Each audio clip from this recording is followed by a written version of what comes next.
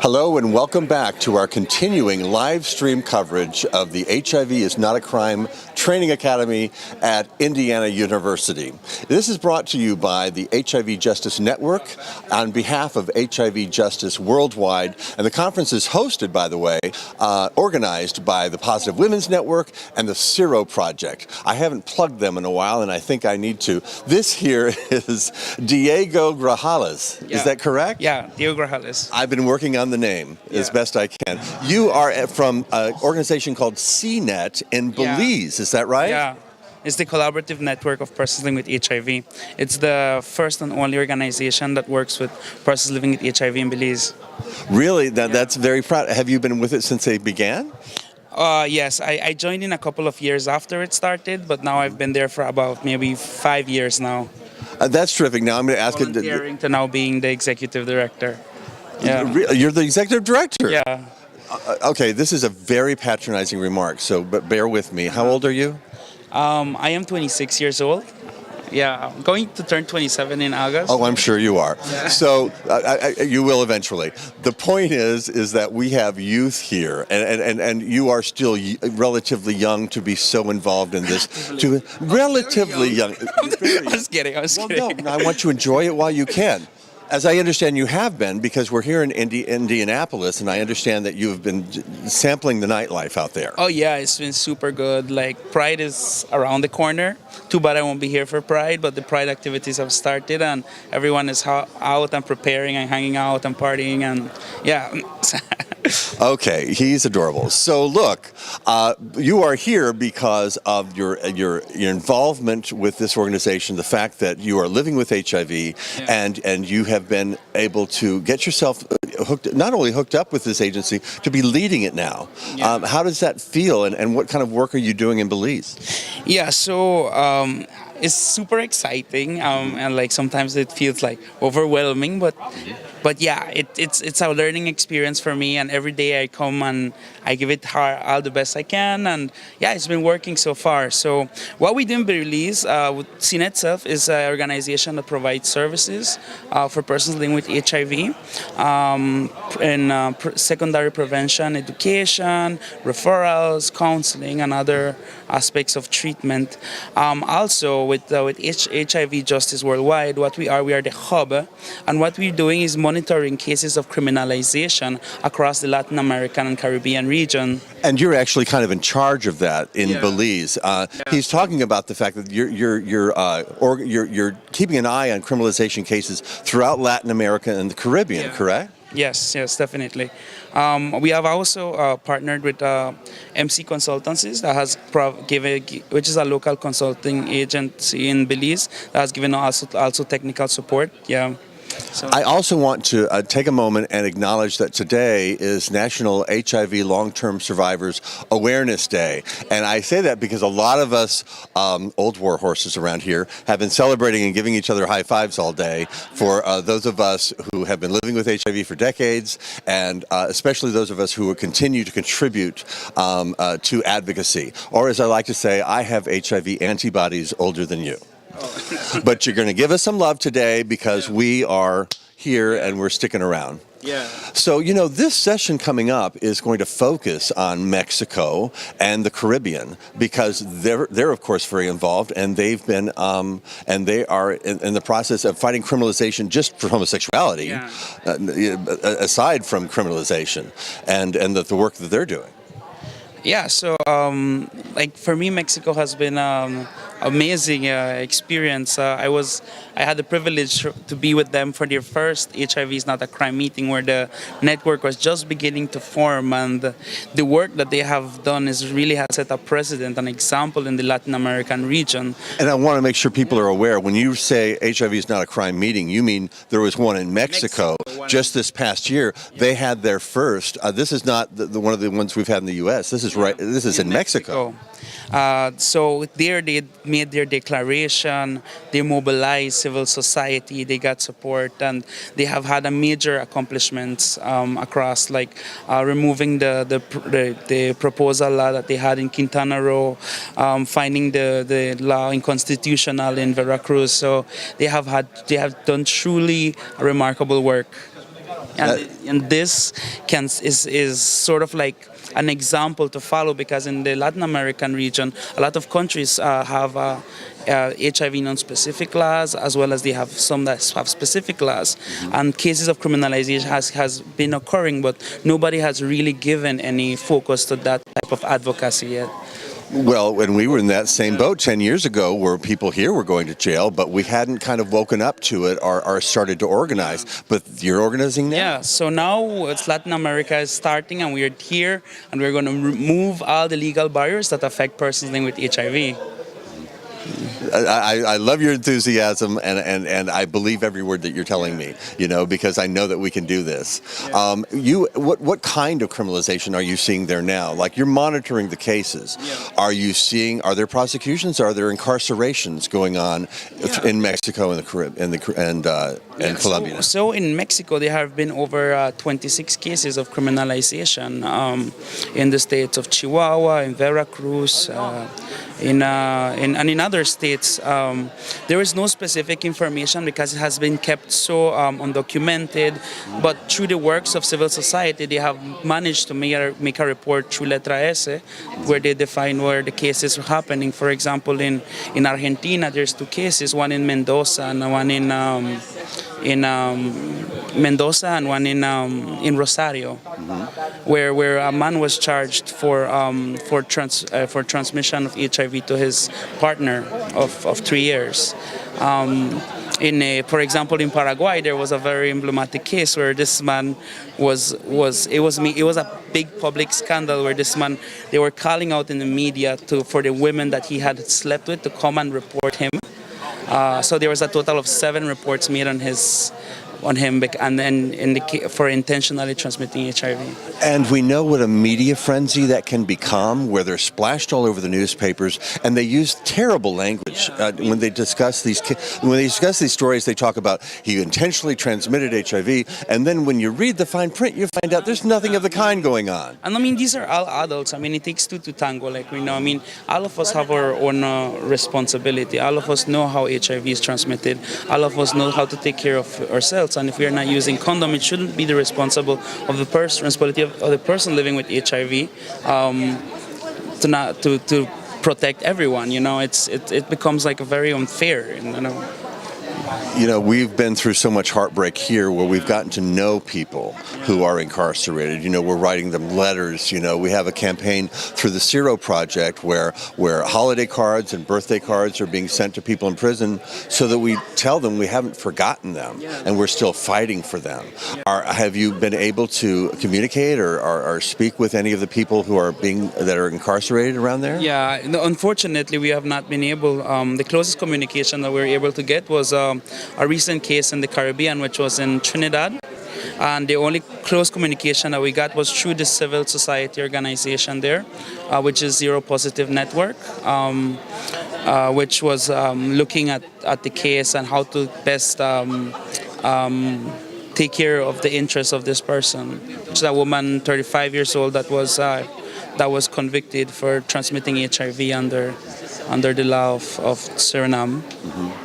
Yeah. Well, Diego, as a long-term survivor on this momentous day of long-term survivors, speaking to someone of your age and passion and intelligence, it gives me hope. It makes me feel great. Thank you so much for being here and doing this. Giving me the chance to speak. You're welcome. I want you to go out and break some hearts and have a great time at the conference and in Indianapolis. Thank you so much. To break some hearts. Okay. All right. Well, I think our chat rooms are probably going nuts about now, so don't you worry about that. Thank you so much. I'm going to talk to Edwin now. Give me a hug. All right. Thank you so much, Diego. I want to bring on Edwin Bernard with the HIV Justice Network only because you're my cohort, and you're rocking an HIV is Not a Crime t-shirt today, and we're closing in. We're wrapping up. We have this session featuring Mexico and Colombia. Thank you. And then one more session tomorrow, and we're done. Now, are you starting to get a little? I don't know. I'm getting a little not antsy. I think I'm a little fried from it all. I'm surviving on coffee and granola bars. How about you? I'm high. I'm high on just being around all these amazing people. You realize that no matter where you go, I was standing in the cafeteria queue, as we say in England, or just walking down the corridor and realizing that every single person that's here is a committed activist against HIV criminalization for the broader rights of people living with HIV. And you can just have a conversation, just start a conversation with someone. It's usually starts with a hug as well. It's like we're all loving each other, but it's like everyone is so passionate and committed and knowledgeable, and I'm already starting to feel sad that it's going to end very soon, even though we still have some incredible things to hear.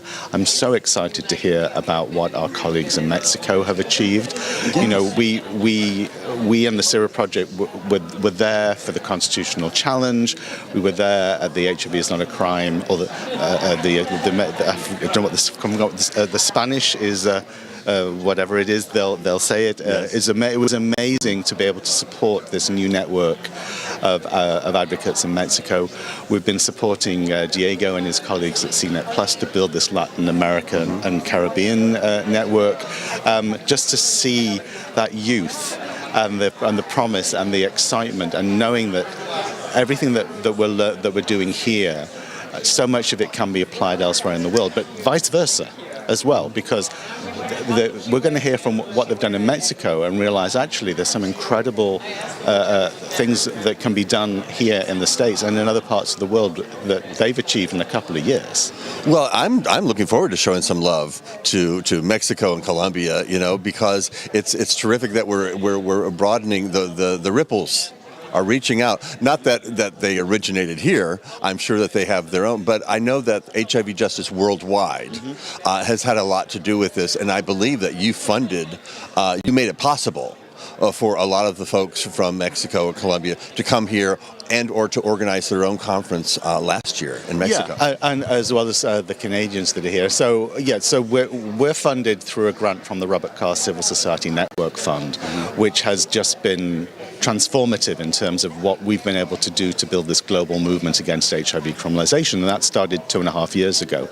And so now we're able to do this and see the fruits of our labor, which is fantastic. Well, speaking of that, we're going to see the fruits of their labor in Mexico and Colombia as we begin this session. We want to encourage you to share the live stream from the HIV is Not a Crime conference page on Facebook and use the hashtag HINAC3, HINAC3. Be sure to include your questions or comments, and we'll be sure to get those to the panel. You're watching the live stream of HIV is Not a Crime Training Academy at Indiana University. We know that this morning brought up a lot of stuff for folks, right? There were a lot of things that came up earlier today in the conversation about racial justice that maybe some people are wanting some time to process. And so we understand that. So there's been a space created for white folks to get together. The space is going to be held by Barb and Laurel during dinner time today, and if there needs to be more space created, that will be available as well for folks to talk. And Barb and Laurel, do you want to come up and say anything about that?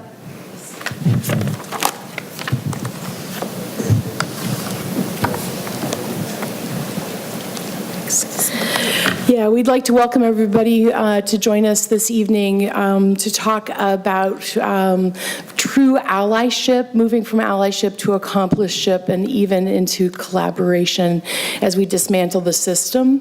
This will be a space for white people to have a conversation about supporting our Black and people of color in this movement. So please come. What we're going to be able to do is we'll have dinner, and there'll be a room that's set aside that we can just close the door and have a conversation. We're not taking any notes. It's not going to be live streamed, but it is an opportunity to have I just wanted to, light little humor there. But it's going to be a chance to really sit down and talk amongst ourselves about just some things that have been coming up, ways that people have been feeling, and then also about how we can engage as we move forward in our allyship and, more importantly, in our accompliship as we are moving this message forward.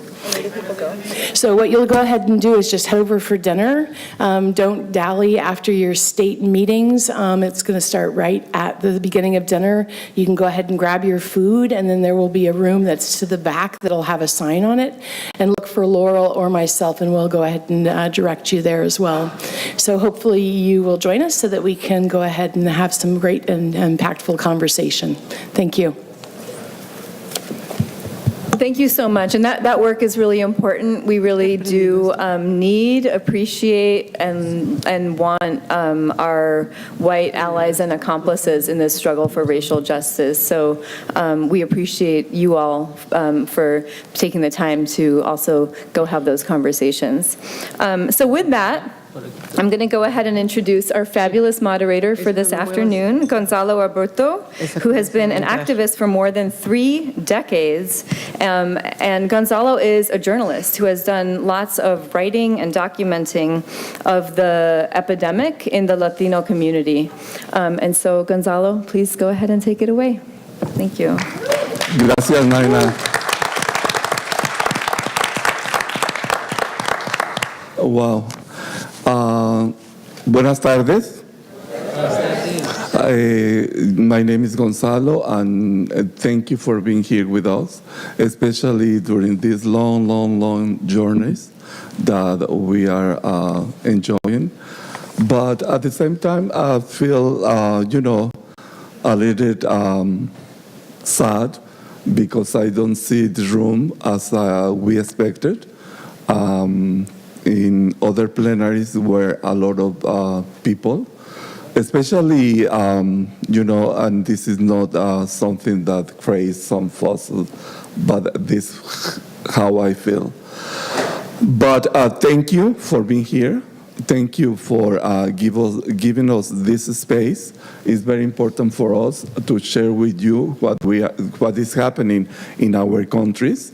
As you know, Latin America and the Caribbean also has been neglected for the time being about so many things, not just for the government, but also for political reasons at a global level and all that things.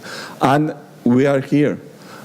2 years ago, we were in hospital, and we were as a small group, 4 people who came and learned a lot about what was happening in the movement of HIV and criminalization. And now, 2 years later, we are here, and we are here to give you an update that what we have been doing during these 2 years. We didn't imagine that in 2 years we will have a network with 44 organizations at a national level, and you will learn some of the struggles and some of the fights that the network, in just this short time, had accomplished. And I go and introduce just by name, because I want that one by one they say what they represent and what they do. From here to there is Leonardo Bastidas, he's a journalist. And then Brisa Gomez, who is also a journalist. Doctora Patricia Ponce. She's going to kill me. But I don't know why I changed the names of the people. And then Daniel Bernal is also a doctor from Sonora, Mexico. And then is Ricardo Hernandez Forcada. Y seguido de, followed by Germán Rincón. Y al fondo de la mesa, al final de la mesa, today under the table is Paola Guerrero. Iredi, ya ves. Sorry, y tengo el programa aquí, pero anyway. Y ella es Liz. She's one of the greatest translators that have been here in the conference, working for us, for the people who needs translation from English to Spanish, and she's going to translate the words that people will speak in the table in Spanish. And with that, I give you the mic to Leonardo.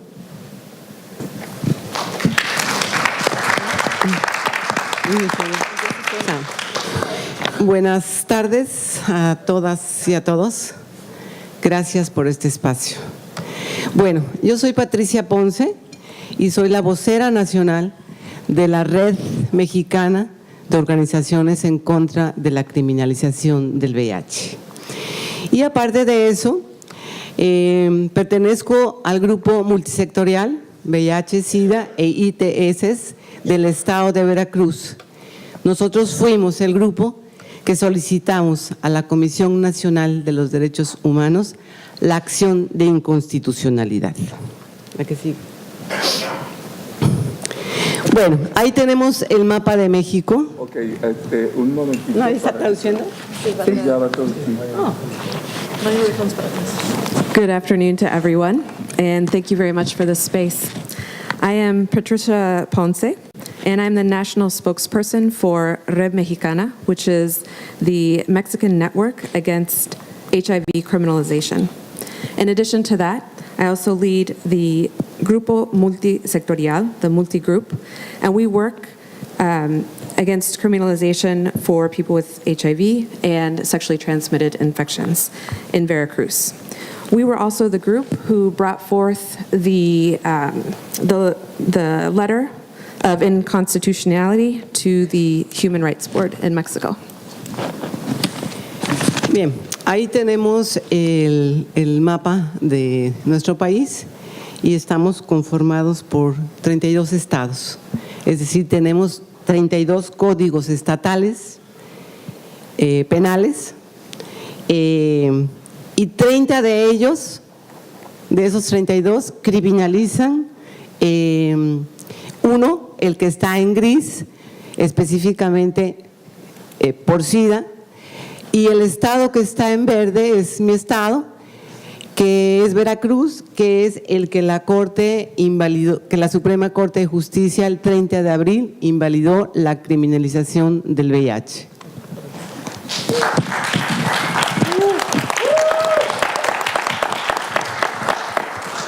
Here you can see a map of my country. Our country is made up of 32 states, and that means that we've got 32 penal codes for 32 states. Of those 32, we have 30 penal codes that criminalize, especially in the gray areas, people living with AIDS. You can see my state is in green. On April 30th of this year, we achieved for the Supreme Court of Justice of the nation in Mexico to rule those laws unconstitutional.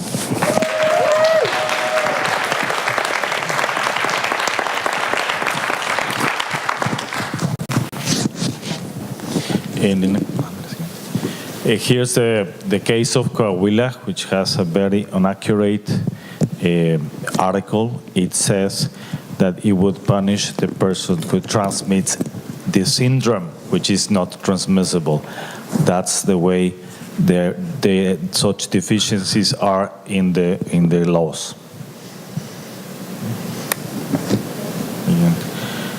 It continues in the next slide.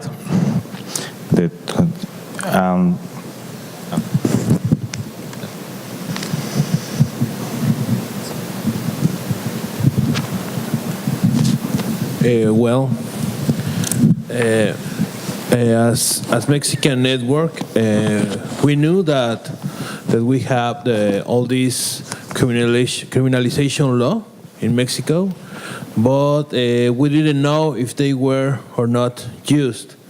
So we began to make research in order to to get information about if there was somebody that has been prosecuted in Mexico. Yeah, so we asked for all local governments if they were being used in this law, and we found that in some states, in Mexico, it functions also like in the United States. Each state has its own legal process. So we have to see in every state, in 32 states, how it was going on, and if there were or not people prosecuted. So we found that in Chihuahua, there were some cases. In Mexico City, state of Mexico, that is the area nearby Mexico City. Also Nuevo León, that is on the border. We saw also in Sonora, that is also a state in Mexican-U.S. border. Tamaulipas, also U.S.-Mexico border. And in Veracruz. What we investigated, it was that all these files that we could get were prosecuted, these persons, between 2000 till 2016, right? So then we asked which was the reason, the most accurate possible. In some cases, governments recognized that it was because the person used to live with HIV. In other cases, they just reported that it was because the person has a sexual transmission infection. In other cases, it was because of hepatitis with HIV or papilloma human virus with HIV. After this, we asked for more information about how can they prove that, and that was the most sad thing, because there are 43 cases. Yeah, in total in Mexico there has been 43 cases prosecuted because of danger, infection danger. So when we asked how that information, when we knew that, the government said that, well, they couldn't know if it was or not possible that this person infected another person, but because it's the hypothesis that it could be, that's the reason why they began to prosecute them. So nobody was prosecuted with the certainty that he infected another person. So that's why we began to make this effort, because law isn't clear as it here in the United States. It's wholly hypothetical, and it's been personal. In fact, we didn't know if there's still some persons in jail, because some of the punishments were the most incredible one was 10 years in jail in Sonora. So if we didn't know if this person is still in jail or not, because we couldn't get that information. We don't know names, but we know that these 43 cases were prosecuted, that they have this legal process against. And in some cases it was just kind of economical sanction, but in other cases it was arrested and been in jail for a while. I think in this part we have the goal to know who were they. We were trying to get that information in some moment, and to know if it has been changing these records. No? If there are more records between the last 2 years, and how this law can be changing. No.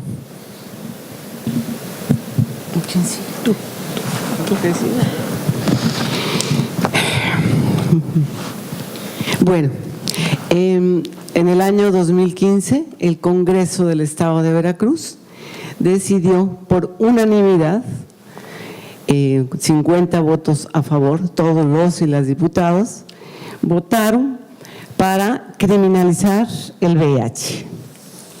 El grupo multisectorial al que yo pertenezco convidamos a la Comisión Nacional de los Derechos Humanos para que viniera a Veracruz y nos sentamos para que vaya traducción.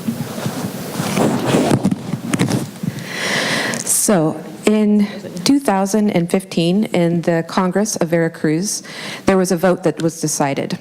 50 representatives voted in favor of criminalizing HIV. Then, with the multi-sectorial group, my group, we went to the National Human Rights Commission, asked them to go to Veracruz, and there we sat down. La intención de era sentarnos con las congresistas, con las diputadas que habían propuesto la modificación al artículo 158 para ahora criminalizar el VIH, era tratar de convencerlas que retiraran su propuesta e incluso la modificaran de tal manera que se apegara a los preceptos de los derechos humanos para las personas con VIH procedentes de la ONU. What we wanted in that meeting was sitting down with those representatives was to talk about Article 558, which criminalizes people living with HIV.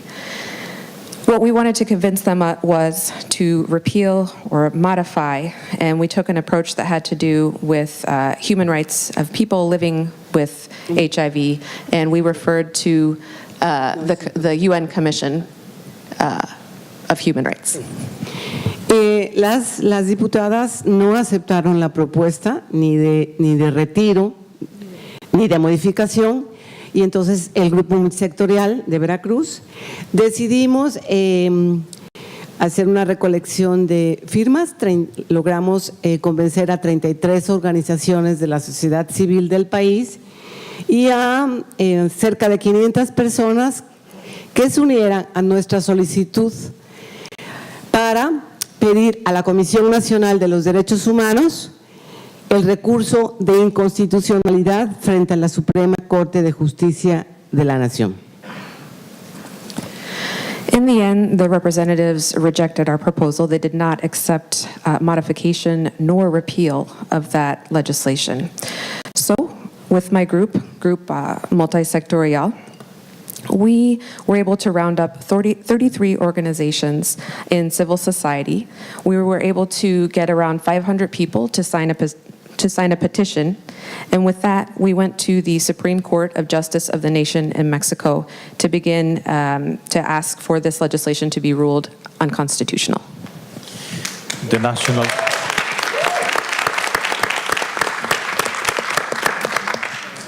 On the left side of the slide, you can see the letter written by the Grupo Multi to the National Commission of Human Rights. The president of the commission requested the unconstitutionality, arguing the constitutional and international precepts that were considered violated. Article 1 of the Political Constitution of the United Mexican States, which states equality and non-discrimination. Article 24 of the American Convention of Human Rights. Article 26 of the International Covenant of Civil and Political Rights, considering that the following rights were violated: the right to equality before the law, the right to freedom, the right to non-discrimination, and the principium pro persona. I'm going to jump 14 months in time. The 30th of April of 2018, the Supreme Court ruled the following: that our action of inconstitutionality was appropriate and well-founded. Secondly, the invalidity of Article 158 is declared in the normative portion where it says sexually transmitted infection or other serious diseases of the Penal Code of the Free and Sovereign State of Veracruz. This invalidity will be retroactive in terms of what was specified in the last section of this informant, and the understanding that these effects will be supplied on the occasion of the notification on the operative paragraphs of this ruling Congress of the state of Veracruz. That means if anybody was prosecuted under this law was to be set free.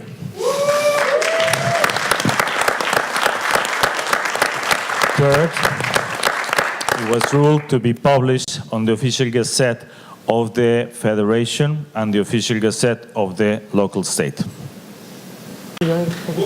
el diputado de derechos. And today we just learned that there is a congressperson in the state of Veracruz willing to modify the code so it's coherent with this ruling.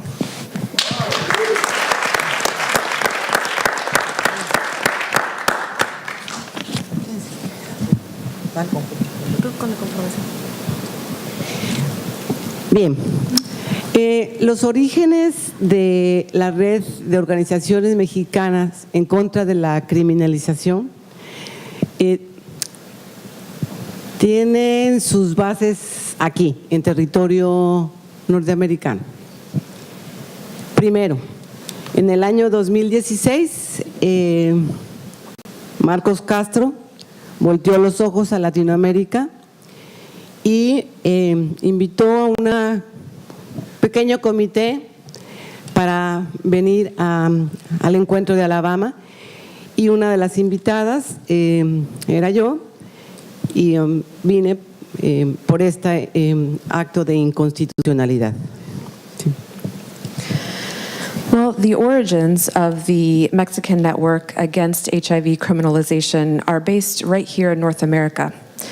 It all started in 2016 when Marcos Castro turned his attention to Latin America and invited a small committee of people to the forum in Alabama. And one of those people he invited was me. So I went with the story of the efforts to rule this legislation unconstitutional. Mi presencia en el evento de Alabama me permitió darme cuenta de la importancia y el impacto de la criminalización. En segundo lugar, en ese encuentro conocí a Sean y conocí a Edwin, y esto nos permitió establecer inicialmente un trabajo de coordinación y apoyo internacional. Because of my presence at that meeting in Alabama, I realized the importance and the impact of criminalization and decriminalization of HIV. It was there at that forum that I met Sean and Edwin, and we were then able to establish coordinated efforts and gather international support. Tres, en septiembre de 2016, el grupo Multi convocó una conferencia en la Ciudad de México para visibilizar el tema de la criminalización en el estado de Veracruz, y ahí nuevamente vino el apoyo internacional, donde estuvo ya Gonzalo, estuvo Marco, estuvo Sean nuevamente y Edwin.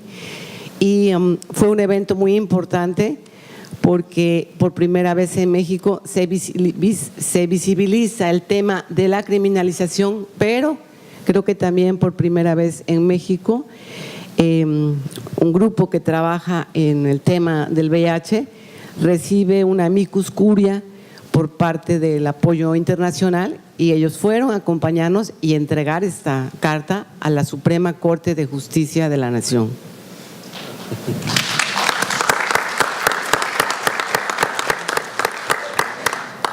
And then thirdly, in September of 2016, Multi-Group held a conference in Mexico City. The purpose of the conference was to raise awareness for the topic of HIV decriminalization. We felt a lot of international support. Gonzalo was there, Marco was there, we saw Sean and Edwin again. And this was a very important event because it was the first time in Mexico that we had had an event like this to raise awareness on the topic. But it was also the first time in Mexico that a group working with the topic of HIV had received this kind of international support. And with that support, we were able to go to the Supreme Court of Justice of the nation and present an amicus brief. Y es así como en el año 2017, nuevamente con apoyo internacional, se delega a Gonzalo para que de manera conjunta con el grupo Multi, que yo represento, convoquemos a 22 organizaciones de la sociedad civil en la Ciudad de México con la idea de conformar la red mexicana de organizaciones en contra de la criminalización del VIH. Then in 2017, we again felt that international support from Gonzalo. We worked together with my group, Group Multi, with 22 civil society organizations in Mexico City. And the idea was to begin to build the Mexican network of organizations working against HIV criminalization. Y recién creada la red, a los 4, 5, 6 días, 8 días, ya no recuerdo, no pasó más, empezamos a enfrentar una serie importante de logros.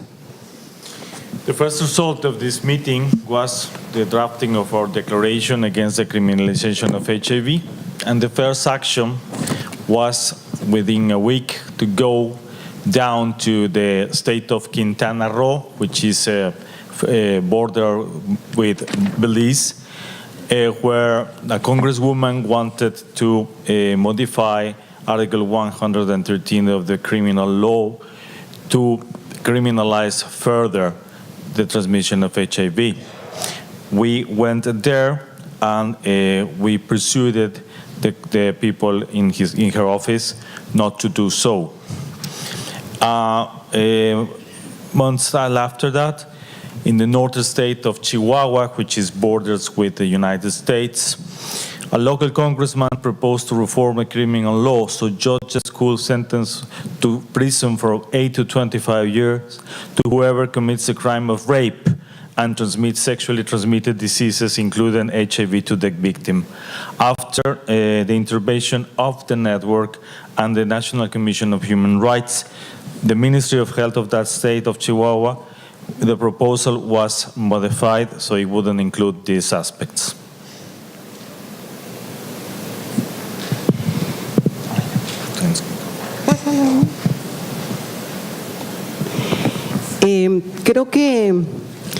Creo que algunos de los logros importantes de la red, logros importantes en tan poquito tiempo, de inicialmente tener 22 organizaciones, a los 3 meses ya teníamos 44 organizaciones a nivel nacional, todas gente que trabaja el tema del VIH, los derechos humanos.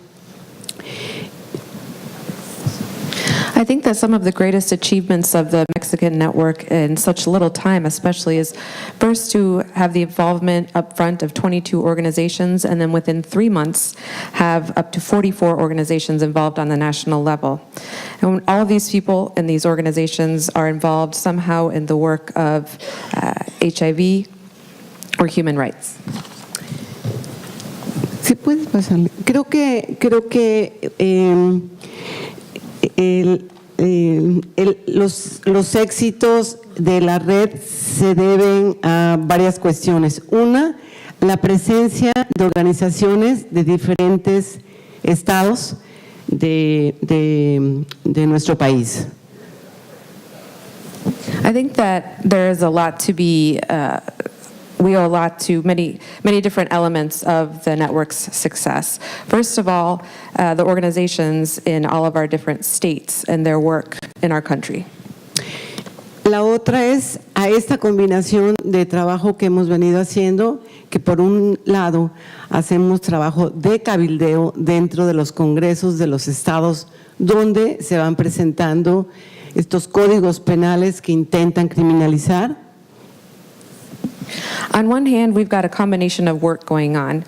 There's work being done on the state level in Congress, where they're looking at penal codes, criminal codes, and laws that criminalize HIV. Y por otro lado, la denuncia pública permanente utilizando nuestra página, nuestro Facebook, nuestro WhatsApp, y todos los medios que tenemos, todos los contactos que tenemos a nivel local, regional, estatal y algo de internacional, de tal manera que en el momento en que estamos cabildeando, estamos denunciando lo que es la violación a los derechos humanos o la criminalización. On the other hand, we've been using our voices in public outcry. We have been spreading our voices through WhatsApp, Facebook, any kind of social media page. We've been reaching out to our contacts from the local level to the state level to the international level. So that way, when we've been lobbying, we're taking that public outcry to lobby for human rights and decriminalization of HIV. Creo que otro elemento importante es la alianza que hemos establecido de manera permanente y desde hace muchos años con la Comisión Nacional de los Derechos Humanos, quien no forma parte de la red, pero estamos en permanente alianza y comunicación.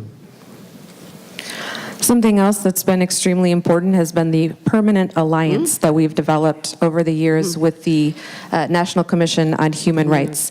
They do not make up part of our network, but we do have a permanent, lasting alliance with them. Y creo sin duda alguna que el triunfo de Veracruz es un antecedente, el triunfo de Veracruz a través de la Comisión Nacional de los Derechos Humanos, el hecho que la Suprema Corte de Justicia nos dé la razón es un hecho inédito, histórico en nuestro país en el tema con el VIH. And I think, without a doubt, the success that we have celebrated in Veracruz through the National Human Rights Commission and the Supreme Court of Justice of the nation, them having granted what we were asking for, this is absolutely groundbreaking in our country in terms of HIV legislation.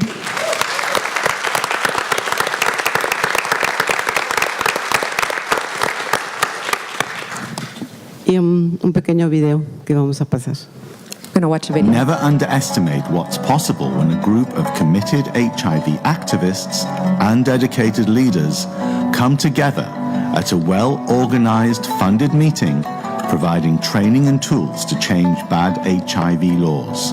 The result? A powerful declaration and a new national network. And soon after, a lawmaker's U-turn and a firm commitment for HIV law reform. In October 2017, the first Spanish-language HIV is not a crime meeting took place in Mexico City.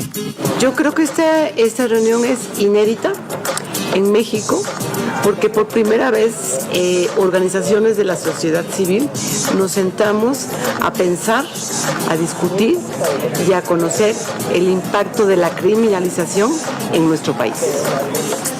Participants learned about HIV criminalization around the world, the global movement to end HIV criminalization, and the importance of the leadership of people living with HIV networks. Prior to me coming here, I didn't really understand criminalization and how it really implicates on the lives of persons living with HIV. And I think that's an issue that we need to work worldwide and especially in our region of Latin America and the Caribbean. After analyzing the legal situation across Mexico, strategizing to come up with solutions, and passionate discussions, by the meeting's end, participants rolled up their sleeves and created the 11-point Mexican Declaration against HIV criminalization.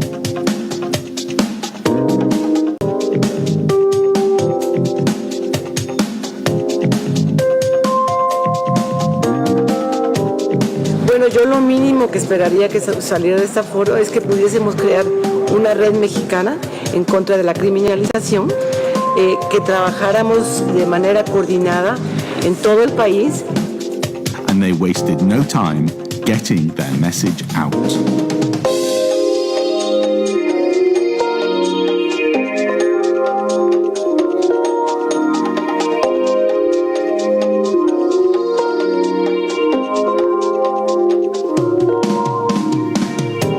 Incredibly, 2 weeks later, at a meeting with key Quintana Roo lawmakers, network representatives presented the declaration to Congresswoman Laura Beristain, who last year pushed for a new, unjust, overly broad HIV criminal law. The result? A firm commitment to repeal Quintana Roo's problematic HIV law. Congratulations to the new Mexican network, an inspiration to everyone fighting HIV-related injustice.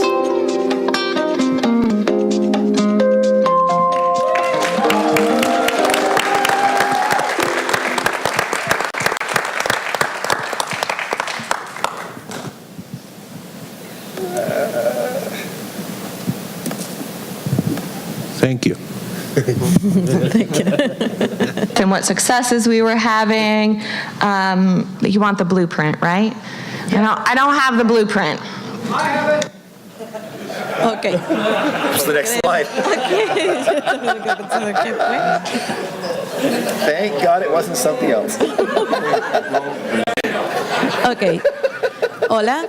Bueno, pues desde que se creó la red. Sí. Yes. Sí. Yes. Sí. Desde que se creó la red, organizamos grupos de trabajo. Uno de ellos fue en materia de comunicación. Daniel y yo somos parte de este grupo porque, bueno, pues trabajamos medios y manejamos las redes. Este grupo de comunicación se dividió en dos aspectos. Uno, para monitorear todo lo que ocurre en medios de comunicación, lo que se publica, lo que hay, y nos sirve para enterarnos, bueno, pues de situaciones como estas de criminalización en estados donde tengamos o no tengamos presencia como red, y el otro, pues convertirse en un órgano de comunicación interna y externa. Since the creation of the Mexican network, we have been working to develop different organizations. We developed a work group that Daniel and I run, and we focus on the media, because that's where we work. And we have focused our efforts on two areas. Number one, to monitor everything that is coming out of the media. And this way we know about situations going on in different states when it comes to the topic of HIV criminalization, whether the Mexican network has a presence there or not. And then second, we have been able to turn our focus internally and externally in terms of monitoring. Just I want to mention that all this work has been done, majority, all of the members of the network are volunteers. They don't have any payment for the work that they are doing. And now that we are talking about that, we have just the support of SERO, and also from HIV World Network and the National Human Rights Commission. But what I'm trying to say is, can you imagine if we have resources to do our job?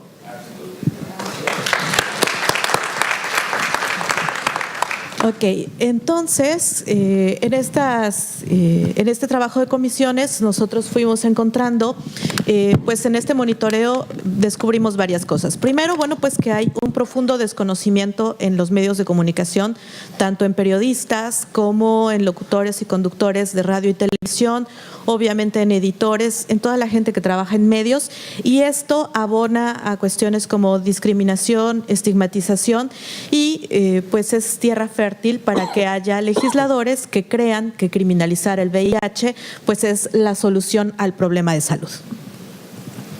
So, in all this work that we've done in the commissions with monitoring, what we've noticed is that there is really a lack of awareness among people working in the media. So that includes people from, journalists to announcers working in radio, television, editors of papers, basically anyone working in the media. And so this, of course, all leads to discrimination and stigmatization of people. And we've also found that representatives think that the solution to reducing HIV transmission is to criminalize HIV. Y bueno, entonces nosotros encontramos justamente como ustedes lo ven, es un caso que pues ejemplifica lo que ocurre. Se presenta un homicidio y el homicidio se justifica porque la víctima había supuestamente amenazado a su agresora de transmitirle el VIH por una disputa personal, y los medios de comunicación, bueno, pues explotaron esto justificando el homicidio de esa persona simplemente porque tenía VIH. Y esto es solamente una parte de lo que muchos medios de comunicación, por el desconocimiento, pues han estado mostrando a través de los últimos meses, que es lo que hemos estado monitoreando. So we found a case, this is a good example, where we were talking about, you'll see this, where a homicide was justified just because someone was threatened, supposedly with transmitting HIV. So this was something that happened. It was on a personal level, a personal fight, and then the media went in, found the story, and exploited it, and said that this was a homicide that happened because of the threat of HIV. And that's just one part of it. That's just one thing that we've seen in the last months. Así es. Entonces, bueno, lo que esto nos demuestra, este caso, por ejemplo, es la necesidad de atender lo que los medios de comunicación están publicando. Nuestra identificación del problema es educar justamente a periodistas, a locutores, conductores, editores, a gente que trabaja en medios de comunicación, porque si cambiamos la manera en la que ellos transmiten la información hacia la sociedad, podemos avanzar un poco más rápido en el tema de echar abajo toda la criminalización del VIH. So this case shows that we need to know what's going on in media, what they're putting out there, that we have to keep an eye on the people working in the media, what are they publishing, because if we can change the way that this information is being transmitted, then we can move on a path more quickly towards HIV decriminalization.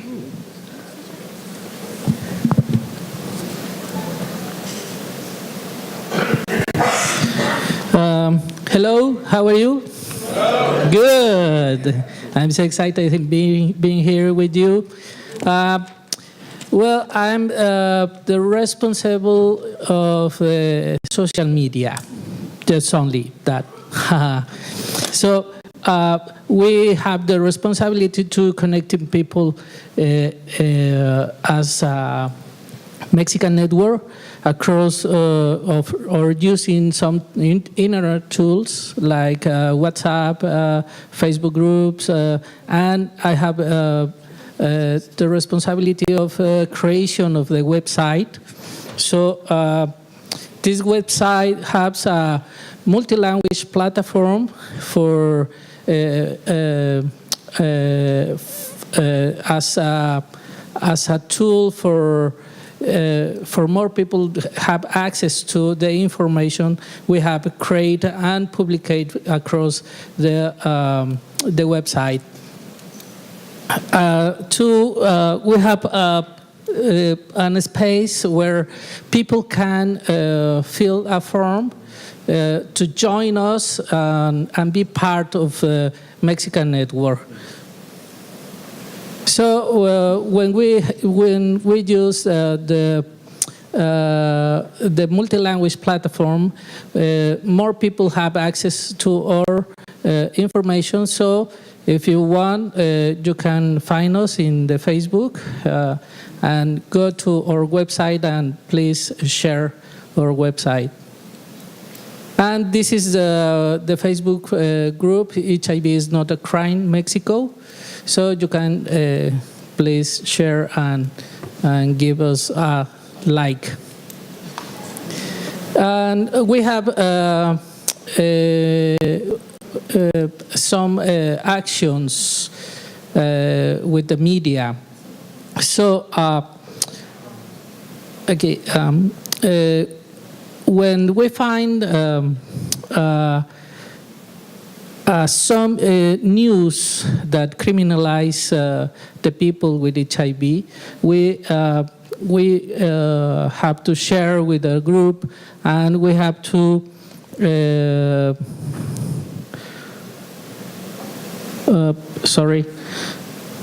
and we have to we share the information to the group, and we have to make our position about that information that the media are sharing. So we have too many work to do. So the principal action is take action and have monitoring in real time. Okay? Yeah. Okay. Thank you. Falta la última. La última. Pon la última.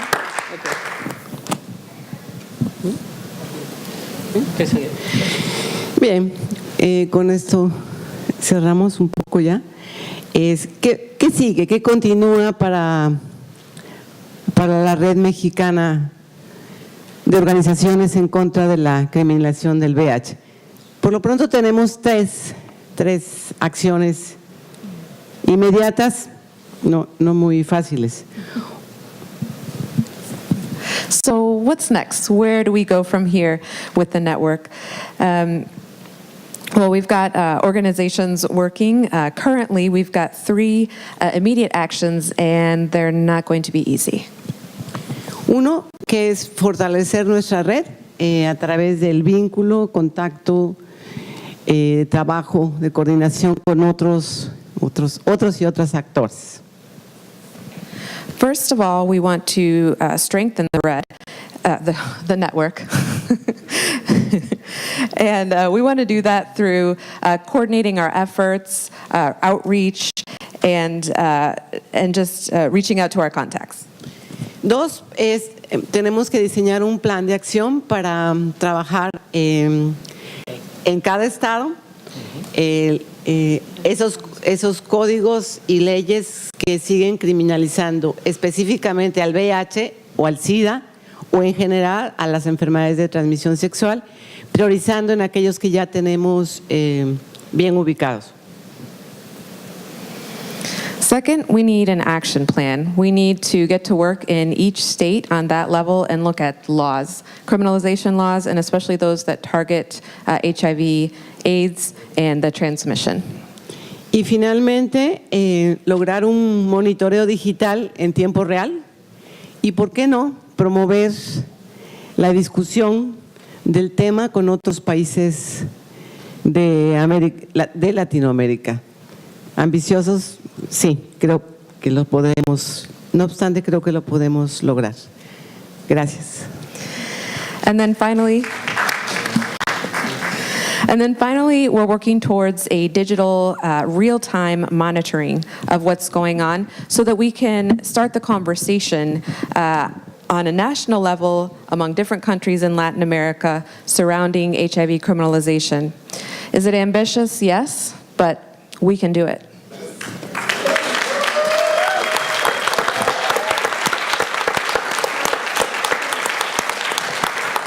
And now from Mexico, we go directly to Colombia.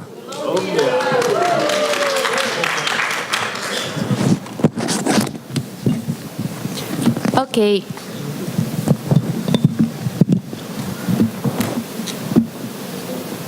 Hello. Yep. Okay, my name is Paola Iregui. I'm professor of Rosario University in Bogota, Colombia. And we are going to start our presentation with some questions for you. The first one is, who thinks or who knows what is a legal clinic? Legal clinic? Okay, like 20%. Okay, who thinks that paying a lawyer is expensive? I think that 100%. Okay. Who knows or if it is important to work with lawyers to fight the VIH criminalization? Okay, 100%. That's why we are here. I'm a lawyer from Colombia and I work to fight about against decriminalization. This is the first part. So, our presentation is going to be in two parts. First of all, we are going to talk about legal education and clinical legal education and all about strategic litigation. And in the second part, we are going to share with you an constitutional action that we are planning to present in Colombia and that we want to share with you so you could be part of this strategic litigation. So that is all my English, so I am going to speak in Spanish.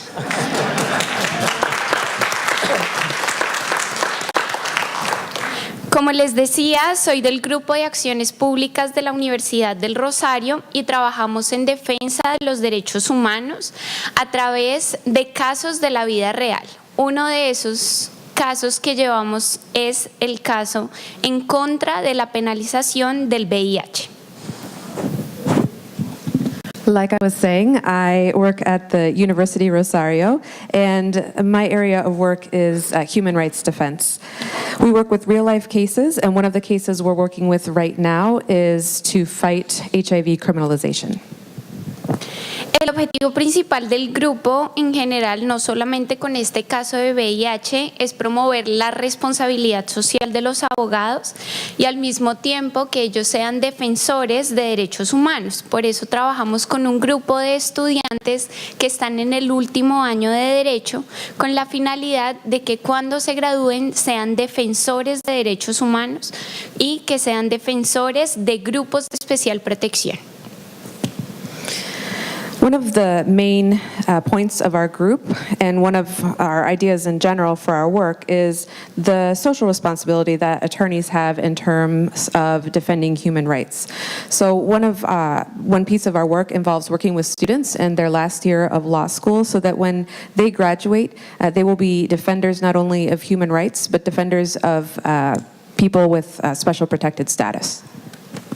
Entonces, el carácter pedagógico que tiene nuestra educación es a través de un modelo que es un modelo de educación legal clínica que nace precisamente en Estados Unidos y desde hace 20 años llega a Colombia a través de nuestra clínica jurídica, que es la primera clínica jurídica que existe en el país.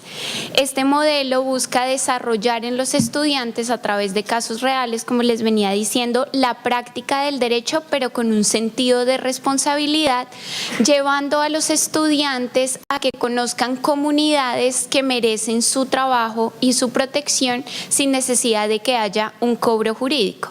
De esta manera, lo relaciono con la pregunta que les hacía al principio, si era costoso contratar a un abogado para la defensa. Tiempito para la traducción. So we take a particular pedagogical approach with our teaching. We take a special educational pedagogical approach in the legal clinic. And this approach actually comes from the US. It came to Colombia about 20 years ago. And this is the first legal clinic of its kind in Colombia. Our work helps to develop students not only understand their practice of law, but also understand their sense of social responsibility. And we work with communities who deserve to be helped by this kind of work and deserve this kind of protection. And we do all of this work pro bono. And so I want to loop back around to that initial question that I asked about, is hiring an attorney expensive to defend you? Y una de las formas en que trabajamos es a través del litigio estratégico que ya mi compañero les va a explicar.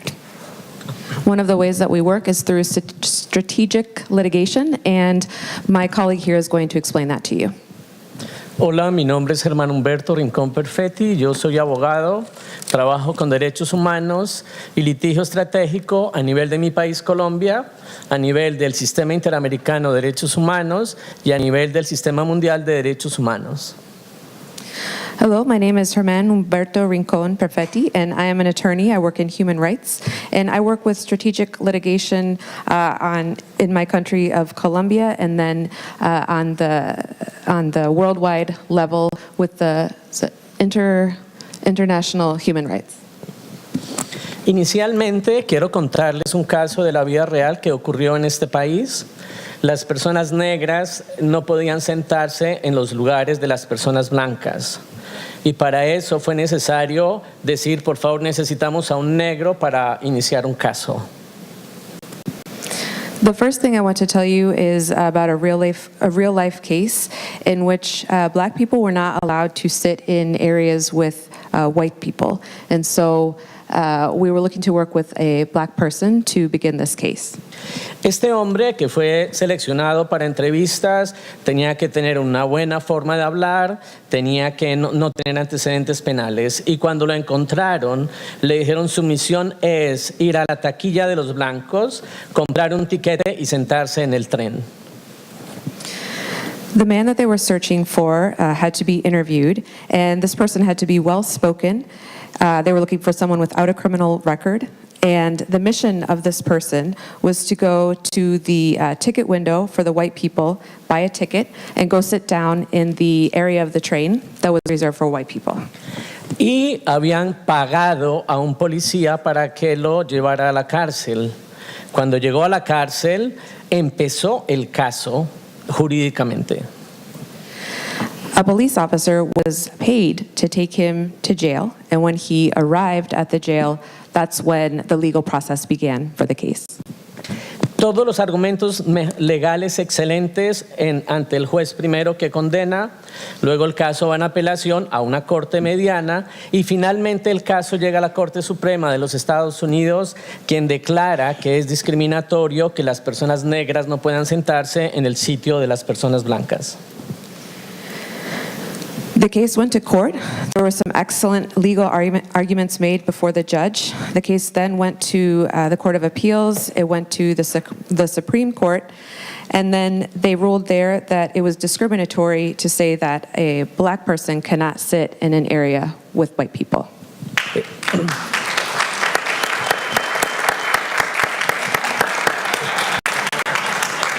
Este caso ocurrió a finales de 1800, es decir, llevamos con litigio estratégico más de 140 años y todavía nos falta mucho por aprender. This case happened over 140 years ago, and so that means that we have been using strategic litigation during all that time and continue to use it. Me voy a referir brevemente a cuáles son las características del litigio estratégico. En primer lugar, es un litigio de alto impacto. Es decir, en este caso, el hombre negro no era el hombre negro, era toda la población negra que necesitaba justicia. I want to explain to you now some of the aspects and characteristics of strategic litigation. First of all, in this particular case, the black man was not only the black man. This man represented all people who were seeking justice. El segundo elemento es la presión judicial. Entonces, necesitamos decirle a la justicia que este no es un caso cualquiera, que todo el mundo está pendiente de lo que ustedes hagan. Es como ocurre con el acuario cuando están los peces adentro. Si el pez va para una parte, yo puedo ir allá y por todas partes podemos mirar lo que está haciendo el pez. Necesitamos decirle a la corte que la estamos mirando de todas partes. The second element of the strategy is legal pressure. So we have to make the legal system understand that this is not a case like any other case. We have to let them know that all eyes are on them. It's like watching a fish in an aquarium. For example, you look at that fish, and no matter where it goes, you are following it. We have to let the court understand that all eyes are on them. Desde el derecho romano se usa una figura que en latín se llama amicus curiae, o amigo de la corte, porque los jueces antes de fallar le decían a los abogados, ¿usted qué opina de este caso? Y el abogado entregaba un concepto que se llamaba el amicus curiae.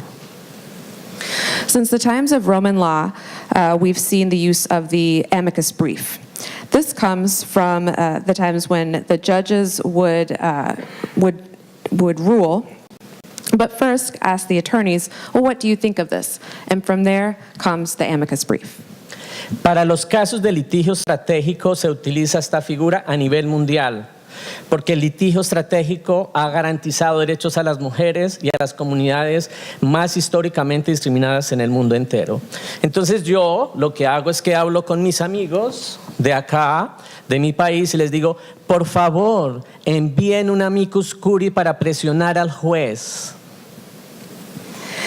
So cases like this with strategic litigation go on around the world. And strategic litigation has guaranteed the rights of women and people who experience the most discrimination around the world. So here I am sitting with my friends, and I'm telling you all, please let's send an amicus brief.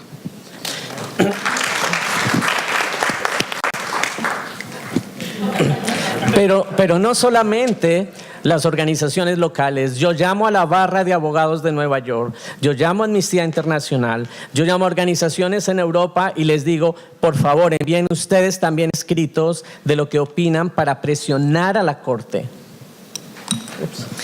But I don't reach out to people just on the local level. I've also reached out to judges and attorneys in New York, around the world, internationally, in Europe, to ask them, please, to write out their opinion so that we can pressure the courts.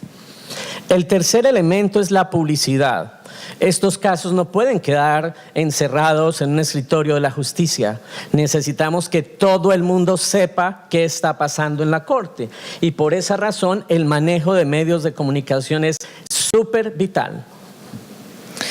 The third element of strategic litigation is using the media. These kinds of cases can't just be locked away in a cabinet forever for no one to see. We need everyone to know about these cases. We need everyone to know what's going on in the courts. Necesitamos que exista un debate social, que la gente sienta que hay una injusticia, pero también necesitamos tener unos mensajes como mensajes fuerza. Vamos a hablar de este tema, o tal momento vamos a callar y hacer como quiénes son nuestros amigos y quiénes son nuestros enemigos que van a estar a favor y en contra del caso para preparar la prensa y lo que vamos a decir. What we need is to open a social debate. We need for people to feel that justice is possible. But we also need to send a message. We need to involve ourselves in discussing the topic, or otherwise no one's going to talk about it. We need to see who are our friends and who are our enemies, so we can see what the arguments against our case will be, so that we can prepare ourselves to speak with the media. El cuarto elemento es las alianzas. Yo necesito trabajar con movimientos, con las mujeres, con los afros, con los campesinos, con organizaciones de derechos humanos que van a dar fuerza a mi caso. And then the fourth element is looking for allies. What I need is to work together with women, with the Black community, with people working in human rights, so that they can support my cause. Y finalmente, el caso, puede que llegue a un caso que uno dice, este es un litigio estratégico, como pasó en Colombia con una mujer católica que quería abortar porque traía un hijo mal formado.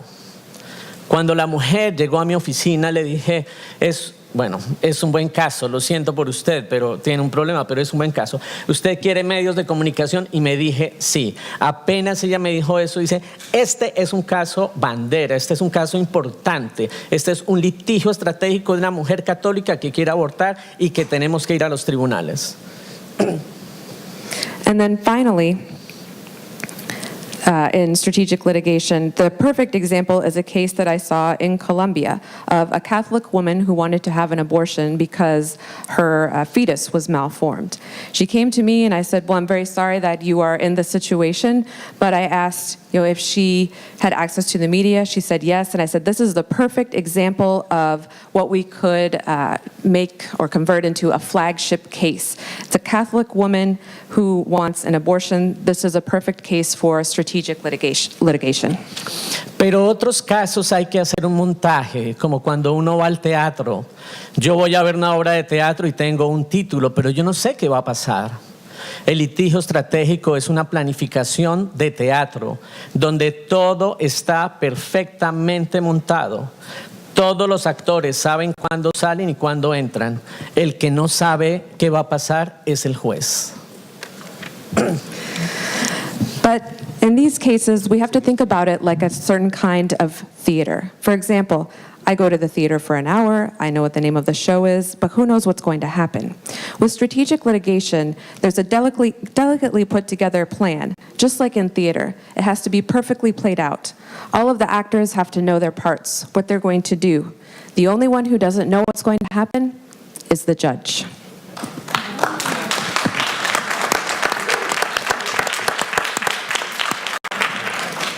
Entonces, nuestro propósito aquí es mostrarles una forma en que se puede combinar la educación legal clínica y el litigio estratégico como una forma exitosa para atender los intereses de las personas con VIH. So our purpose here is to show how you can combine strategic litigation with an educational model in the legal clinic that will equal success for people who living with HIV who need justice. Eso es lo que hemos hecho en el Grupo de Acciones Públicas de la Universidad del Rosario. Planear una estrategia para defender los intereses de las personas con VIH. And this is exactly what we've done in the Public Action Group in the University Rosario. Lay out a plan to defend the interests of people living with HIV. Nuestra idea es mostrarles los avances que hemos tenido hasta el momento, explicando un primer conflicto de derechos que hemos logrado identificar. Por un lado, el derecho a la intimidad de las personas que viven con VIH y un tema de información y salud pública consagrado en el Código Penal. Our idea is to show the advances that we've made up to this point. We like to explain some of the conflicts that we've seen. We like to show the right to privacy that people have who are living with HIV, the right they have to access information from public health. Y cómo debemos proteger tanto los derechos sexuales y reproductivos de las personas que viven con VIH como la salud pública. And then how we can protect not only reproductive and sexual rights of people living with HIV, but also protect public health. Y el propósito es defender los derechos de las personas que viven con VIH y hacerle entender al Estado colombiano que criminalizar a estas personas no es ser garantista de derechos humanos. And our goal is to defend the rights of people living with HIV and then help Colombia understand that criminalizing these people is not the path to defending their human rights.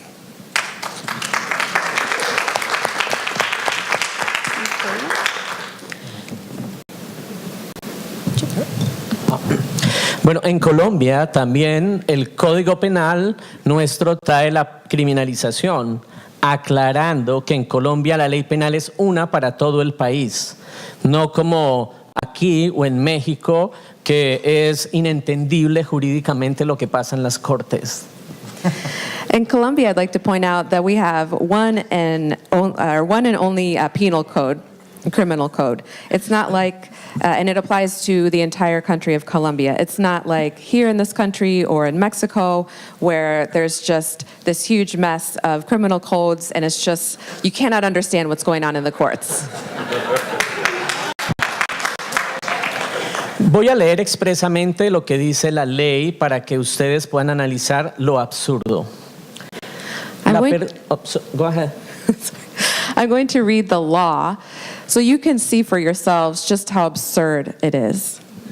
La persona que después de haber sido informada de estar infectada por el virus de inmunodeficiencia humana VIH o de la hepatitis B realice prácticas mediante las cuales pueda contaminar a otra persona o done sangre, semen, órganos o en general componentes anatómicos incurrirá en prisión de 3 a 8 años. A person who, after being informed of being infected with the human immunodeficiency virus, HIV, or with hepatitis B, carries out acts through which he or she can contaminate another person or donates blood, semen, organs, or other anatomical parts will incur a prison sentence of 3 to 8 years. No tengo que hacer mayor comentario, pero podría decir, el VIH no se contamina y adicionalmente realice prácticas mediante las cuales pueda contagiar. ¿Cuáles prácticas? I mean, what can I say? First of all, contaminate. And then what acts contaminate? What acts are we talking about? Pero si estamos frente a un juez moralista y que de orden religioso nos va a condenar de inmediato porque el condón se pudo romper. But if we find ourselves in front of a moralist, religious judge, he's not going to be on our side right away because the condom might have broken. ¿Qué argumentos estamos armando para esta demanda? 1, argumentos legales. 2, argumentos médico-científicos. So what kind of arguments are we getting together for our case? First of all, there's the legal arguments. And second of all, there are the medical and scientific arguments. Ayer estuve en una presentación en donde citaron algo. Un trabajador social citó un artículo de un tratado internacional que yo no conocía.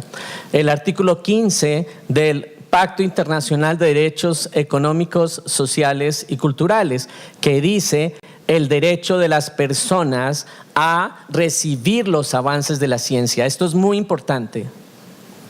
Yesterday I attended a presentation and a social worker was presenting and he cited something from an international study that I'd never heard of. It was called Article 15 of the Economic, Social, and Cultural Rights, having to do with human rights. And he referred to the right of people to benefit from scientific advances. Si la ciencia ha dicho que no es un riesgo tener VIH cuando existe una carga viral, un CD4, ¿por qué la ley condena? Razón por la cual podemos iniciar un trabajo importante a nivel mundial amparados en la ciencia. So if science has already said that with a certain CD4 level, there is no risk of transmitting HIV, then why does the law punish for this? So in this way, we're able to begin worldwide work on international level. Y también, porque este tema no es 100% legal, necesitamos argumentar temas sociales y temas antropológicos dentro de la demanda. And in addition to that, this is not a 100% full-on legal issue. We also need to integrate social issues and anthropological issues into this case. Estoy seguro que después de la demanda muchos de ustedes van a recibir un correo electrónico nuestro para que envíen los comentarios a la Corte y nos ayuden a presionar la Corte para que otro país pueda estar libre de contaminación moral. And I'm sure that as soon as our case is brought forth, you're going to get an email from us so that you can send your comments to pressure the court, support our case, and then we will eventually see another country that is free of moral contamination. Thank you.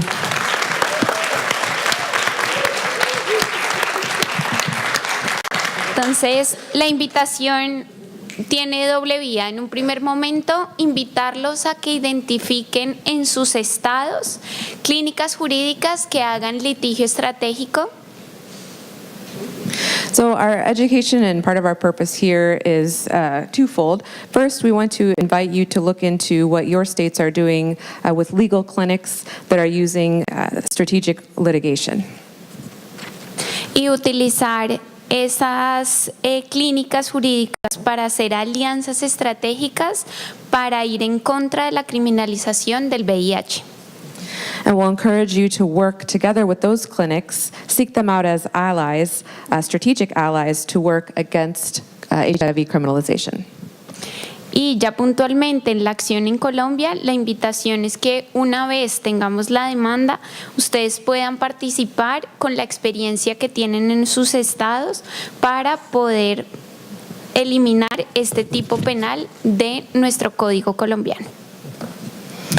And then specifically, we invite you to take action with us in Colombia in terms of the case we're working on. We'd like you to participate based on the experience that you've had in your states so that we can work towards abolishing these laws in Colombia. Thank you.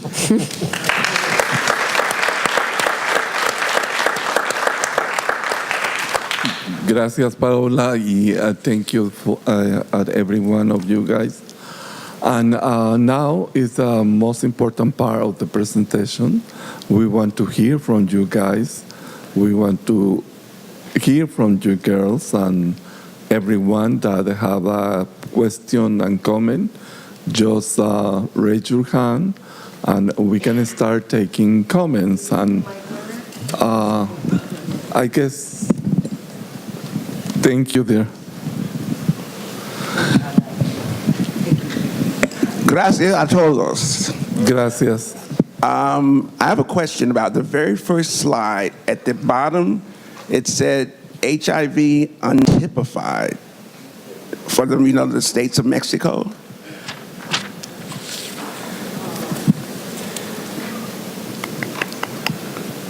That one, states where HIV is not typified. What does that mean? Typification is a concept of where it belongs to the behavior that is punishable by law. The word in Spanish, tipificar, means to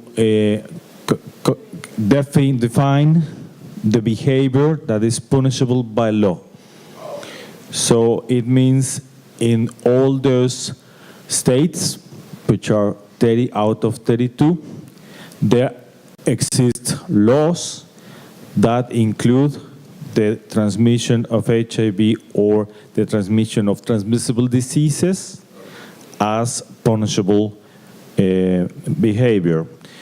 To put at risk of the transmission is punishable. The one in green is where we succeeded. The two ones in white, the law doesn't mention anything, so they couldn't apply anything to you. The one in gray is so wrongly written that it even says transmission of AIDS, which is absurd. But another piece of bad news. There's on top of the 32, there is another code, which is the national code, and there it's still there. So somebody could use it. That's very hard to do. Buenas tardes, Cristian Castro de Chicago. Qué gran noticia sobre el estado de Veracruz con el cambio de la ley. ¿Cómo pudieron convencer a las 22 organizaciones y otros más? Y mi segunda pregunta es, ¿qué tipo de organizaciones estuvieron involucrados en ese cambio? Gracias. Hello, my question is about the success in Veracruz. How were you able to convince those 22 organizations who worked with you and mobilize that movement? Fue un trabajo muy sencillo, realmente muy sencillo. No, en serio. A ver, para no alargar, yo creo que la clave es, sin modestia ninguna, es que quien promovió esto fuimos nosotros, el grupo al que yo pertenezco, que es un grupo que tiene 14 años de trabajo continuo, conformado por organizaciones de la sociedad civil, por personas con VIH, por profesionistas y por organizaciones gubernamentales. It's really quite easy. Really, though, I think that the key was that we were the movement. The people moved. My group had been working in this for 14 years, and we involved civil society organizations. We worked with people living with HIV, professionals, and also government organizations. Somos una experiencia inédita en el país. Perdón que no sea yo modesta. Somos una experiencia inédita por el trabajo continuo, porque trabajamos sin recursos, porque Trabajamos en el terreno de la atención integral, con calidad y con calidez, en la Defensoría de los Derechos Humanos, porque trabajamos en el terreno de la prevención, porque hacemos Contraloría Social a la Secretaría de Salud del Estado y fundamentalmente porque somos un grupo incorruptible. I mean, this experience was groundbreaking. It was unprecedented. I can't really speak modestly about it because of the continuous work we did, because we worked without resources, because we worked for quality work in defense of human rights. We worked on prevention. We did approach the Secretary of Health, and because our group is absolutely unshakable.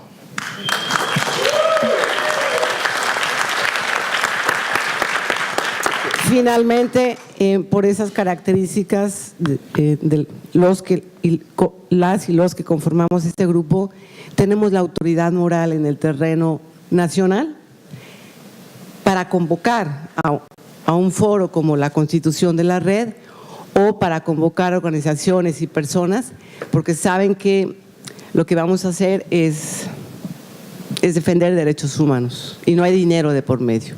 Creo que por eso el trabajo es sencillo.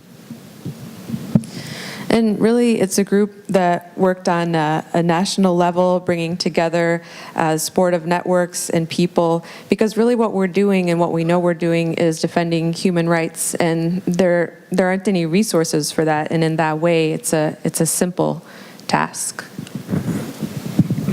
Thank you, Patty. Marco. I just wanted to highlight that in the movement against the criminalization of people living with HIV in Mexico, we also needed, and it was important to have a figure that it was the leader of that movement. And without the work of Patricia Ponce, I don't think that it would be so easy as she put it, or so simple. And the work that Patty has been doing for many, many years on HIV/AIDS, on women's rights, reproductive rights, and how she's based her work that she claims uncorruptible, which is completely honest. It is the main ingredient, in my opinion, for the success. So, Patty, I wanted to really appreciate you and to honor your work and the results that were created in such a short amount of time. I have a question for Mexico. Once you set precedent in Veracruz, are you finding it easier to open the doors in the other states? And muchas gracias, mi corazón, me lloré por trabajo. Thank you so much. Woo! Gracias, Cristo. Absolutely. The president of Veracruz definitely helped us to push the doors in Chihuahua and Quintana Roo, as you could tell. Mucho gusto. And we go for more.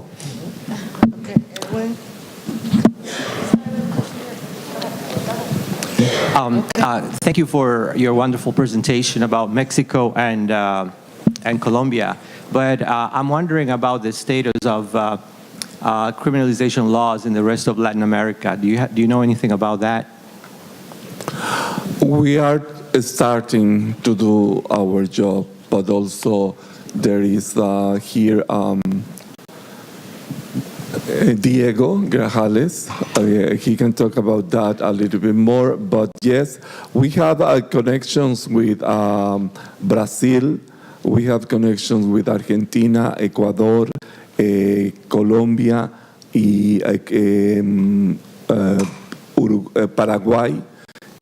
When we know that there are some cases and we need to do the work that we did in Mexico to try to find out where the cases are, what is the situation, and what they want us to do.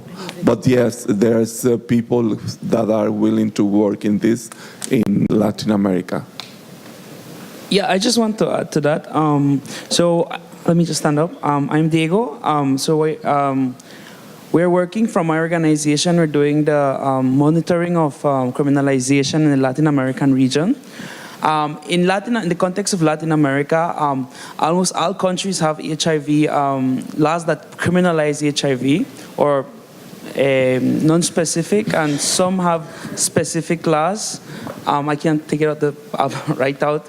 And there has been indeed, with the exception of Uruguay that has good laws, there has been cases of criminalization, with the latest being in Chile of a young a medical student that is currently being accused of transmitting HIV.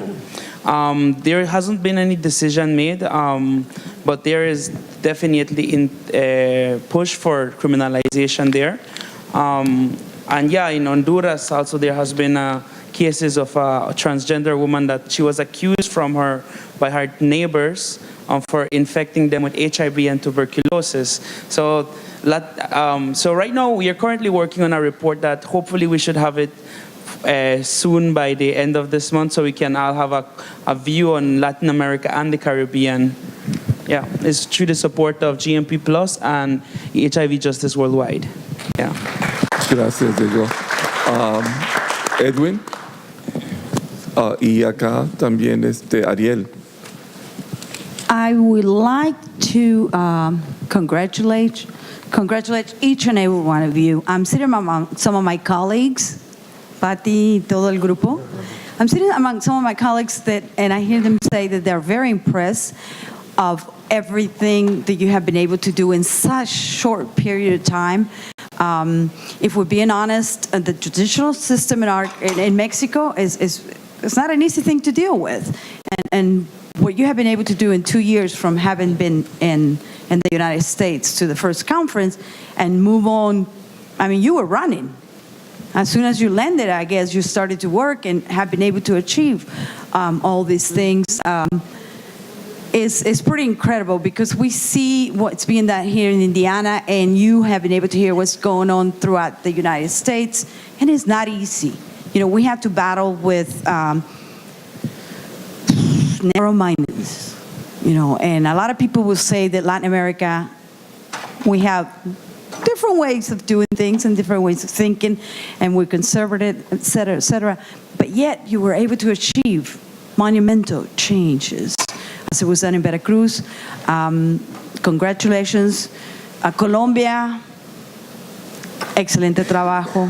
You know, it's really hard to be able to get those legal clinics and get the attorneys to help individuals. We have programs that assist people they are living with HIV. But in other countries, those funds are not available. So congratulations for what you're doing, and I hope and wish you the best to all of you. And I'm so proud of what you're doing as a Latina. Gracias. We have Edwin, Ariel, and over there, Edwin. Elise también. Hi. Oh. I asked Edwin to give up his space for me, and he did. First of all, I want to say that as Herman yesterday, I went to the session on research, and there we heard about this article that talks about using research and science to advocate. So, first of all, I think it is important for us to educate ourselves on all these things that our government signed to. These international treaties and all of these, but also to hold them accountable for these treaties and ensure that they are in line with our laws and legislations. Also, it's important for us to educate the vulnerable populations on what these laws are, what our rights are, for us to be able to make changes and work with those that are vulnerable and need the support. Thank you. Excúsame. Yo sé que en los Estados Unidos no les gusta firmar tratados de derechos humanos porque sienten que tienen una justicia más bonita y más importante.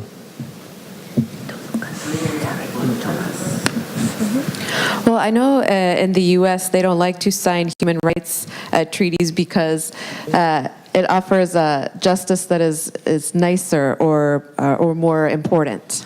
Sin embargo, Los tratados internacionales de derechos humanos son un referente mundial que puede ser utilizado en los argumentos de todos los casos que hemos estado escuchando todos los días aquí.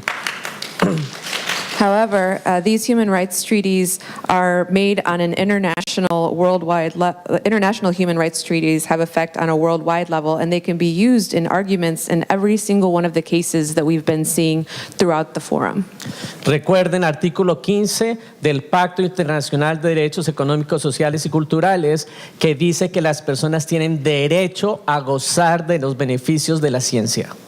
Just remember that Article 15 of the International Pact of Human Rights of Economic, Cultural, and Social Rights that states that people have the right to benefit from social scientific advances. Thank you, Herman. And we have now Edwin and Ariel and there. Edwin, yes. Yeah, so I was going to talk about human rights too, so this is wonderful because in fact, here in the United States, it seems that the term human rights is a dirty word. You talk about civil rights, but human rights, international agreements there. And first of all, it's so fantastic to have this. Thank you to SERO and PWN for providing the space for this panel and for this conversation. The work that is happening in Latin America and the Caribbean is so intimately linked to the work that's happening here in the United States for all kinds of reasons. And whilst, of course, it's wonderful that our Latin American brothers and sisters are here to learn about what's happening in the US, I hope that you've also discovered how much you can learn around constitutional challenges, around strategic litigation, and of course, the one thing that we all know about is the importance of networks and key leaders, people living with HIV networks and human rights defenders. It's so important that we all work together. So I just wanted to recognize the importance of this space. We have webcast it, and hopefully those who weren't in the plenary today and those around the world will be able to watch this and learn and just felicitados. Congratulations to you all. Gracias, Edwin. We are going to take just two questions or interventions, one over there and then Ariel, and we have to finish because we have a lot to do. Okay? Hi, my name is Sophie. Thank you for the very thorough presentation, and good luck with the other states and the other countries. My question is about how have trans women been part of your coalition to fight HIV criminalization in Mexico or in Colombia? And if not, can you tell us more about the barriers that prevent trans people in general, let me backtrack, trans people, men, women, and GNC from being part of your coalition and network?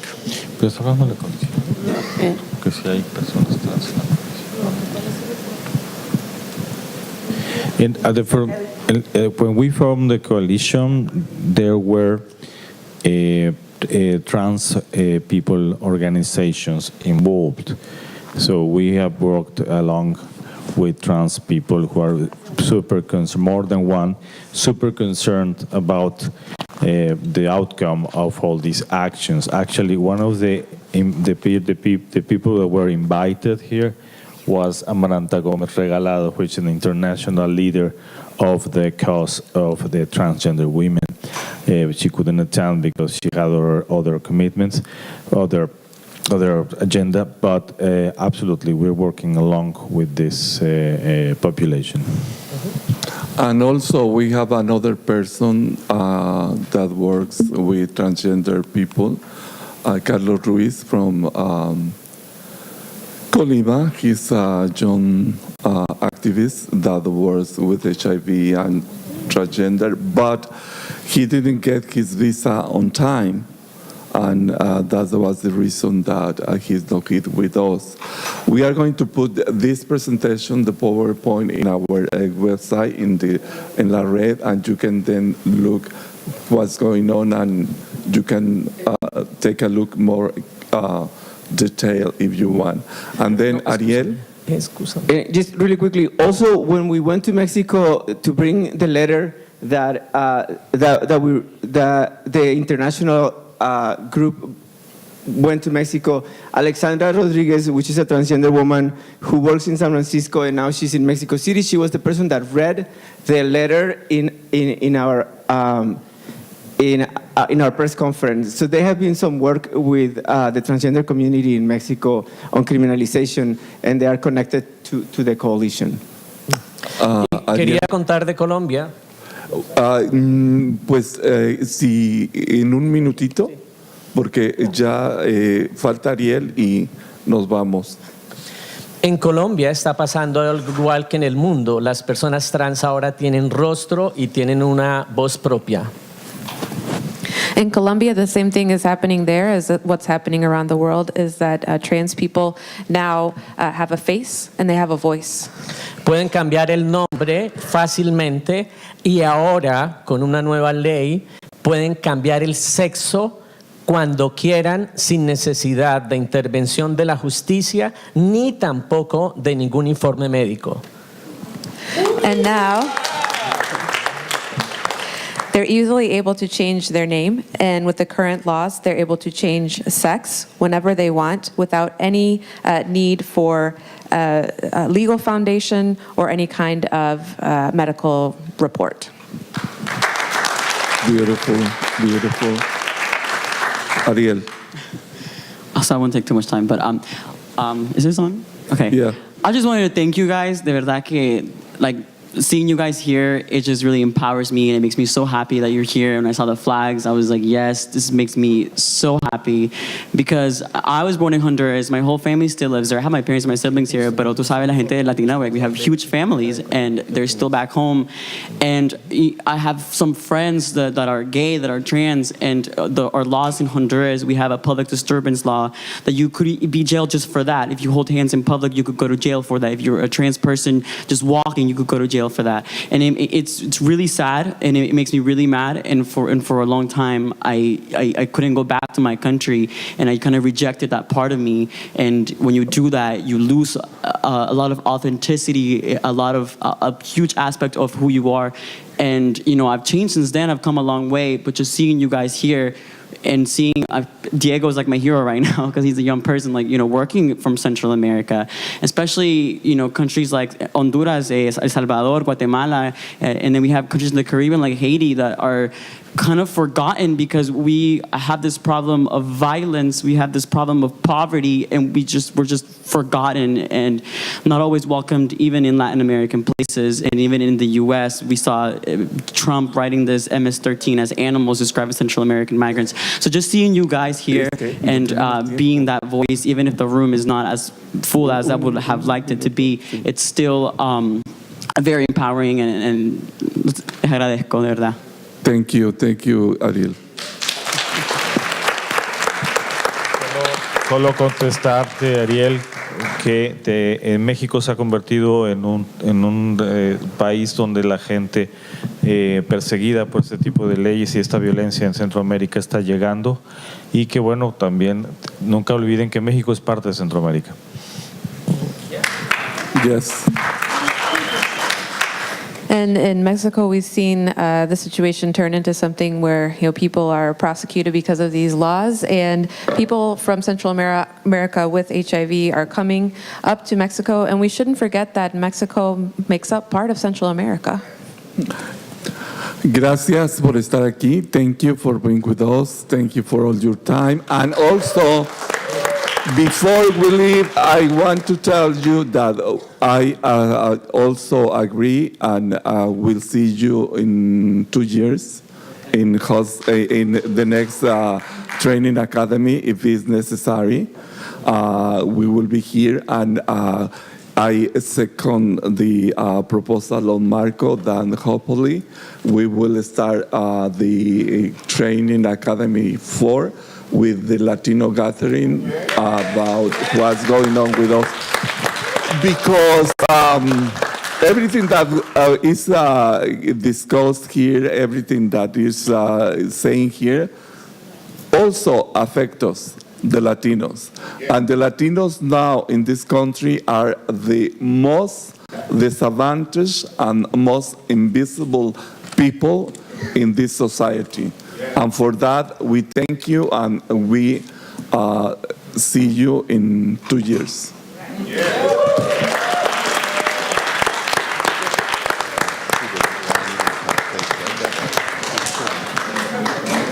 Hi, it's Mark S. King in our live streaming as we close out this plenary devoted to what's going on in Latin American countries. We get some very confident final remarks from one of our speakers saying not only will they return to report Mexico, Colombia, other Latin American countries about the progress they've made against criminalization, they want to lead the program. They want to open this conference next time because they're that confident they will have successes to share. It's been terrific to see it in the context of these Latin American countries, and to speak about that, I have Marco Castro Bajorquez, who is, how did I do? You did great. Thank you. And a longtime activist, of course, working with, among other things, immigrants living with HIV. Yes. But tell me your impressions of what we've just heard from these countries coming here to report out on their successes and strategies. Yeah, there's an incredible amount of connections between the work that we're doing here in the US and what is happening in Latin America. The confidence comes because we want next year or the next conference on HIV is not a crime to start with an institute just like Bully this year. We follow the steps. He's referring to the institute, the Black United Leadership Institute, which was devoted to our black activists. Exactly.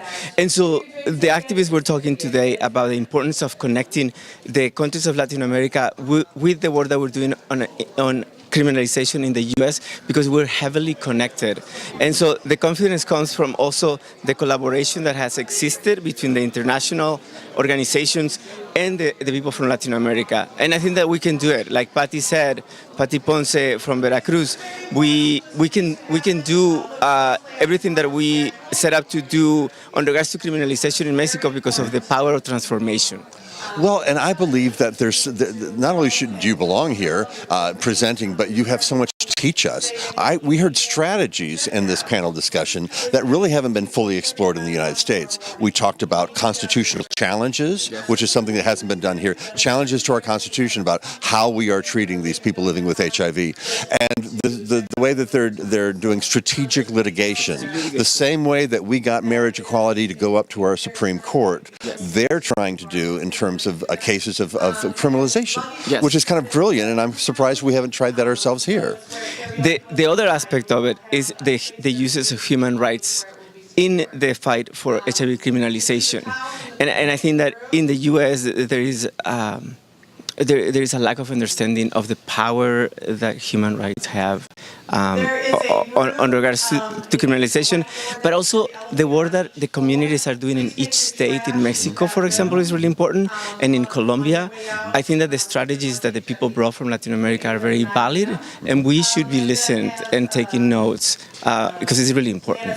You know, I can't let you go without mentioning your work with immigrants in HIV. I know that your work, we're talking about networks of people living with HIV, and I know that you've been working on a network of immigrants living with HIV. I can't imagine how threatened immigrants, period, must feel in the United States right now, much less those who are living with HIV. Exactly. And we've created Venas Abiertas, which is a network of Latinx people living with HIV, with the idea to just ask our brothers and sisters that are dealing with immigration and with HIV, how are they doing? What is it that they really need?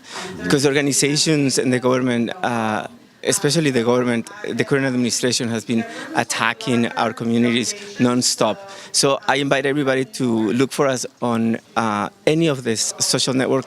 Tell us the name of the organization again slowly. It's Venas Abiertas, which means open veins, and it's a network of Latinx people living with HIV in the U.S.